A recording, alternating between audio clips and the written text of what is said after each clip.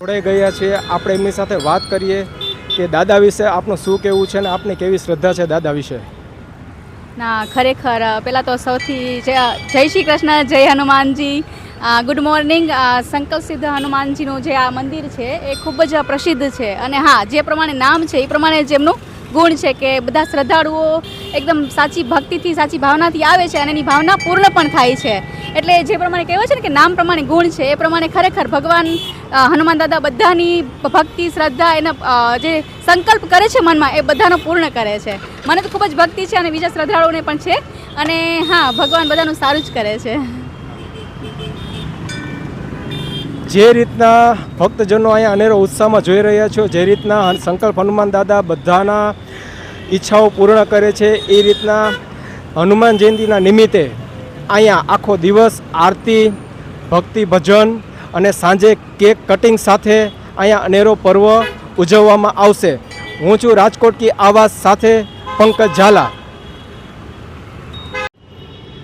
જય બાલાજી ગ્રુપ દ્વારા હનુમાન જયંતિ નિમિત્તે એક ભવ્ય મહાપ્રસાદનું આયોજન કરવામાં આવેલું છે। જય બાલાજી ગ્રુપના સભ્યો સાથે આપણે વાર્તાલાપ કરીએ કે આ આયોજનનો સમય, મહાપ્રસાદ કેવી રીતે અને ક્યારે આયોજન કરવામાં આવશે। જય શ્રી રામ, જય બાલાજી।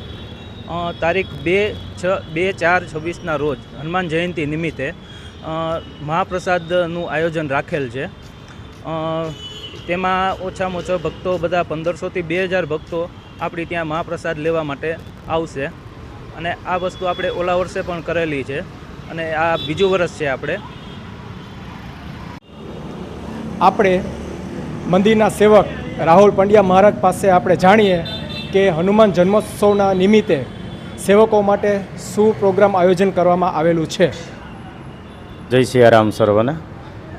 ત્રિમૂર્તિ બાલાજી રહ્યા ટેલિફોન એક્સચેન્જ દ્વારા 1995થી આ મંદિરની સેવા, પૂજા અને અનેક ધાર્મિક ઉત્સવો થઈ રહ્યા છે, જેમાં આ વર્ષે ભવ્યાતિ ભવ્ય અમે ભગવાન હનુમાનજીનો જન્મોત્સવ અને એ નિમિત્તે મહાપ્રસાદ અને આરતી સાથે ભગવાનના રામધૂન અને ભગવાનના સુંદરકાંડનો પાઠ સારી રીતે આયોજિત કરવાના છે।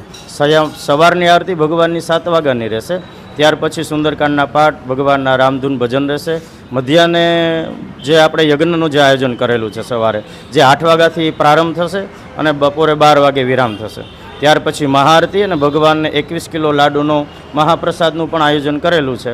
ત્યાર પશ્ચાત જે કોઈ આવેલા ભાવિક ભક્તો હશે એના માટે પ્રસાદની વ્યવસ્થા અને સાયમે મહાપ્રસાદ છે અને આવનારા દરેક ભક્તો માટે એ ભગવાનનો પ્રસાદ, આરતી અને ધૂન ભજનના કાર્યક્રમમાં રહેશું।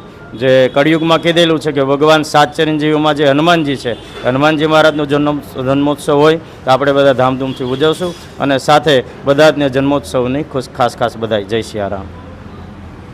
જે રીતના મહારાજે આપણને જણાવ્યું, શક્તિ, બુદ્ધિ અને સેવકના એક રૂપ તરીકે હનુમાન જયંતિનો આપણે પર્વ ઉજવીએ છીએ, તો રાજકોટના ભાવિ ભક્તોને ખાસ આમંત્રણ પાઠવવામાં આવે છે કે ત્રિમૂર્તિ બાલાજીએ પધારો અને અનેરો પ્રસાદનો લાવો માણો। જય શ્રી રામ। રાજકોટ કી આવાજ ડિજિટલ પ્લેટફોર્મ ઉપર આપનું હાર્દિક સ્વાગત કરું છું। હનુમાન જયંતિ પર્વ નિમિત્તે અત્યારે આપણે આવી ગયા છીએ 150 રિંગ રોડ ઉપર ત્રિમૂર્તિ બાલાજી મંદિર પાસે, કે જે હનુમાન જયંતિ નિમિત્તે એક ખાસ કાર્યક્રમ ભાવિ ભક્તો માટે કરવા જઈ રહ્યો છે। તો આપણે રાજકોટ કી આવાજ ન્યૂઝ સાથે ભક્તિનો એક અનેરો સંગમ।